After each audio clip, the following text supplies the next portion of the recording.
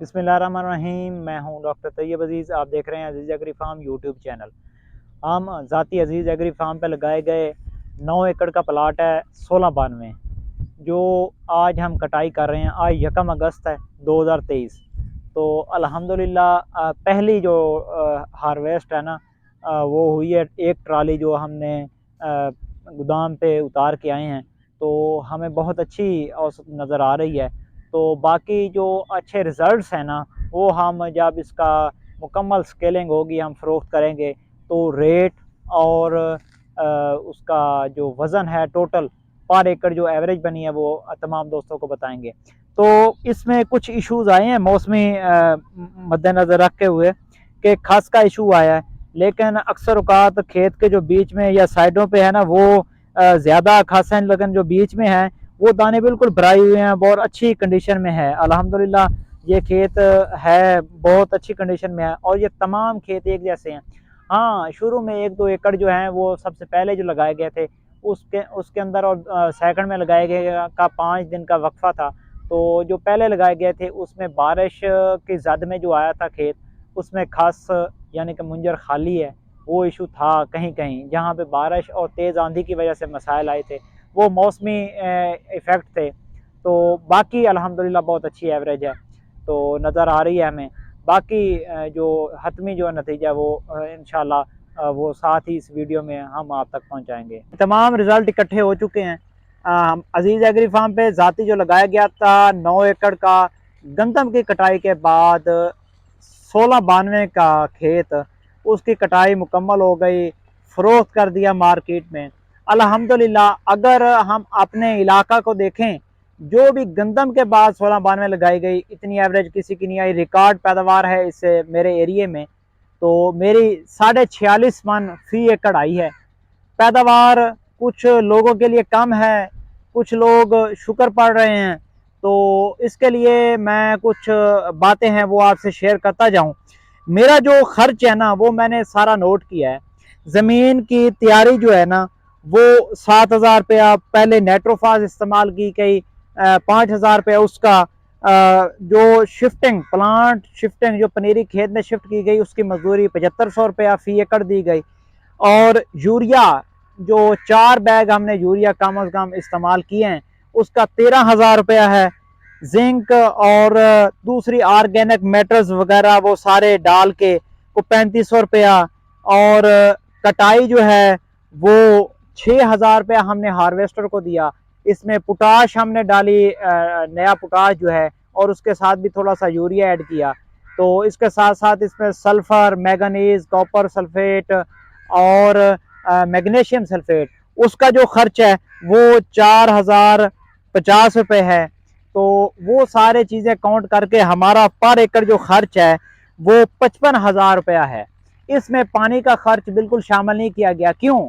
क्योंकि हमारा सोलर का जो है ना, वो मोटरें लगी हुई हैं 2, सोलर का पानी लगाया, तो हमारा कोई अखराजात नहीं हुए, तो इसलिए मैंने काउंट नहीं किया।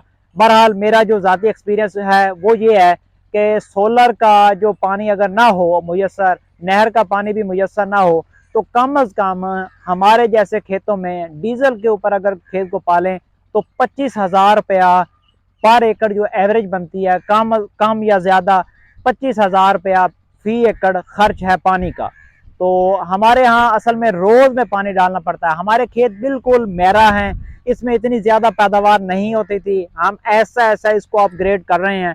अल्हम्दुलिल्लाह हमारा जो रकबा है उस लिहाज से ये बहुत अच्छी पैदावार है। हमारे इर्द गिर्द जो लोगों के खेत हैं, जिसने गंदम के बाद लगाया, उसकी एवरेज 46-46.5 मन मेरी एवरेज आई है। ये रिकॉर्ड पैदावार है, इसके अलावा हमारे इलाके में किसी की पैदावार नहीं आई।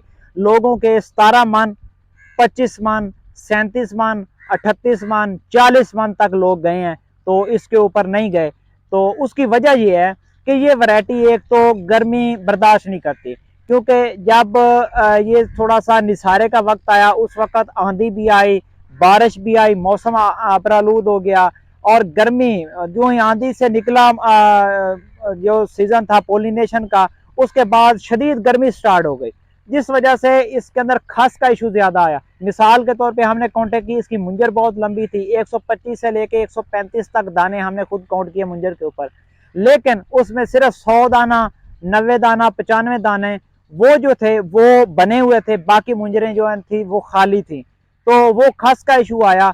उसकी वजह यही है कि ये वैरायटी जो है वो गर्मी की वैरायटी नहीं है, ये हमारा नतीजा जो हमने अखज़ किया है वो है।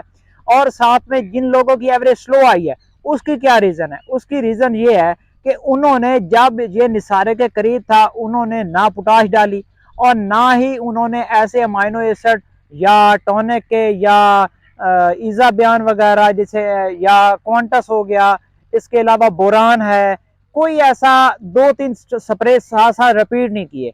उसकी वजह से हीट स्ट्रोक का असर ज्यादा हुआ उनकी फसल के ऊपर और उनकी एवरेज बिल्कुल लो आई। जैसा कि ऐसी मिसालें मेरे सामने मौजूद हैं जिनकी 17 मन फी एकड़ आई, 35 मन आई, 38 मन आई।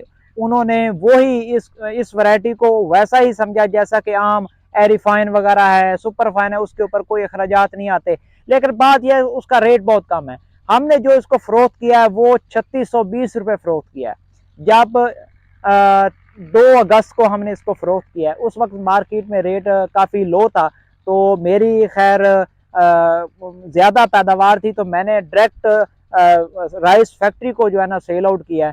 तो मैंने एक तो पैसे, उसका बेनिफिट ये होता है कि एक तो हमें जो ही स्केलिंग होती है उसकी कंडे के ऊपर फ़ौरन हमारे पेमेंट जो है अकाउंट में आ जाती है, वो नकद काम होता है। दूसरी बात ये होती है कि जो फैक्ट्री या बड़े व्यापारी खरीदते हैं, हमारे इलाके की रूटीन है कि वो धान की जो ढेरी लगाई जाती है हार्वेस्टर से निकलने के बाद वो खुद आके भराई करते हैं और लोडिंग अनलोडिंग वो सारा खर्च उन्हीं का होता है, हमारे खेत से उठा कर जाते हैं। इसलिए कुछ मार्केट में रेट लो चल रहा था, 3500 के राउंड अबाउट, 3500 से 3800 के राउंड अबाउट था, तो हमने 3620 रुपये फरोख्त किया। रेट भी अल्हम्दुलिल्लाह सही मिला क्योंकि हमारे रकबे की नोयत ऐसी थी, इस वजह से ये हमारे नज़दीक बहुत अच्छी पैदावार है।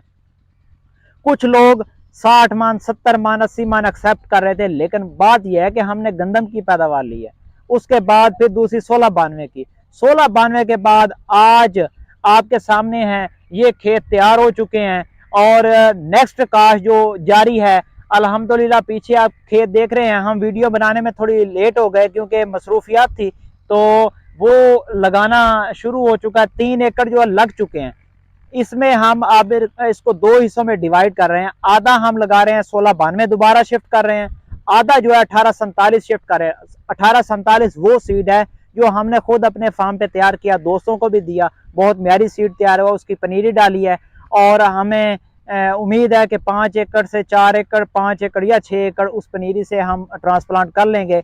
देखते हैं, अच्छे तरीके से ट्रांसप्लांट करेंगे तो जितना वो रकबा हमारा लग जाता है वो हम 1847 लगाएंगे, उसके बाद बकिया 1692 लगाएंगे और वो भी एवरेज आपके सामने दोस्तों के सामने रखेंगे। ये हमारे खेत मेरा हैं, इसको डेली पानी देना पड़ता है। यहाँ पे पहले जो हिस्ट्री है हमारी वो ये है कि इसमें बहुत कम पैदावार आती थी, 38 मन, 39 मन कायनात की पैदावार आती थी, जो सिर्फ 6 माह में एक फसल, हालांकि 3 माह खेत खाली भी रहते थे। गंदम के बाद हम सिर्फ इतनी ही पैदावार ले सकते थे जो हमारे आबा अजदाद लेते थे। लेकिन अब हमने जदीद फार्मिंग की तरफ आए हैं तो जिसमें ये हमें बेनिफिट हुआ है कि हमने गंदम भी बहुत अच्छी हासिल की है, उसके बाद 1692 की अच्छी पैदावार आई है, उसके बाद हम दोबारा 1692 लगा रहे हैं और अल्हम्दुलिल्लाह ये बहुत अर्ली तैयार हो जाएगी और टाइमली हम गंदम दोबारा शिफ्ट कर लेंगे।